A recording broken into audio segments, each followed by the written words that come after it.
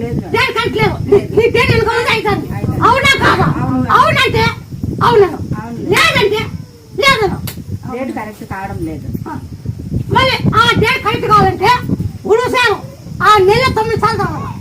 ఉలవచారు 9 సార్లు తాగాల. Date ఏముందరా? Date అయి ముందర ఉలవచారు 9 రోజులు తాగాల. అన్నంలో వసుకొని తినేదో తాగేదో ఉంటుంది.